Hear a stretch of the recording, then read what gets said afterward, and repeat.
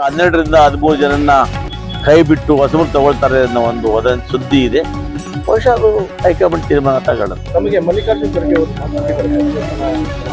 ಖಂಡಿತ ಕೂಡ ಹಿಂದೆ ನಾವು ಅವರನ್ನ ಮೊದಲನೇ ಬಾರಿ ಭೇಟಿ ಮಾಡಿದಾಗ ಈ ಬಾರಿ ಕಷ್ಟ ಆಗ್ತದೆ, ಅದರಲ್ಲಿ ನೀನು ಬಹಳ ಒತ್ತಾಯ ಮಾಡಿದ್ರೆ ನಮ್ಮ ಪ್ರಿಯಾಂಕನ ಬಿಟ್ಟು ಕೊಡಬೇಕಾಗ್ತದೆ ಅಂದಾಗ ನಾನೇ ಹೇಳಿದ್ದೀನಿ, ದಯವಿಟ್ಟು ಬೇಡ ಅಪ್ಪಾಜಿ, ನನಗೆ ಮುಂದಿನ ಅವಧಿಗೆ ಅವಕಾಶ ಕೊಡಿ ಅನ್ನೋ ಮಾತನ್ನು ಹೇಳಿದ್ದೀನಿ. ನನಗೆ ವಿಶ್ವಾಸ ಇದೆ, ಅವ್ರು ಹೇಳಿದ್ದಾರೆ, ಆ ಒಂದು ಅವಕಾಶ ಕೊಡ್ತಾರೆ ಅನ್ನೋ ಆಶಾಭಾವನೆ ನನಗಿದೆ. ಸರ್, ಇದು ಬ್ರೇಕ್ಫಾಸ್ಟ್ ಮೀಟಿಂಗ್ ಬಗ್ಗೆ ಏನಾದ್ರು ಮಾತಾಡಿಲ್ಲ?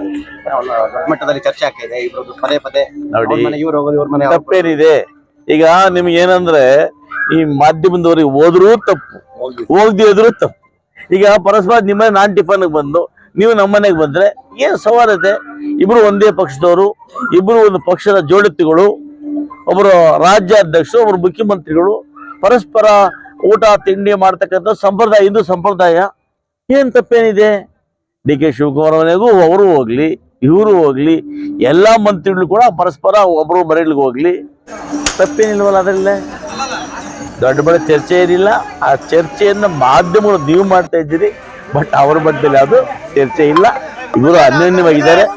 ಈ ರಾಜ್ಯವನ್ನ ಮತ್ತೆ 2028ಕ್ಕೆ ಅಧಿಕಾರ ತರಬೇಕು ಅನ್ನೋ ಛಲ ಇಬ್ಬರಲ್ಲೂ ಕೂಡ ಇದೆ.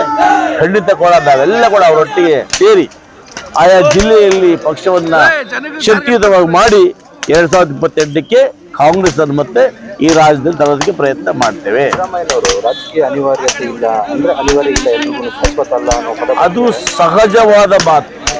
ರಾಜಕೀಯ ಜೀವನ ಅದು ಯಾರಿಗೂ ಶಾಶ್ವತ ಇಲ್ಲ. ಇವತ್ತು ನಾವು ಇದ್ದೀವಿ, ನಾಳೆ ಇರ್ತೀವಿ, ಯಾರು ಗ್ಯಾರಂಟಿ ಇದೆ?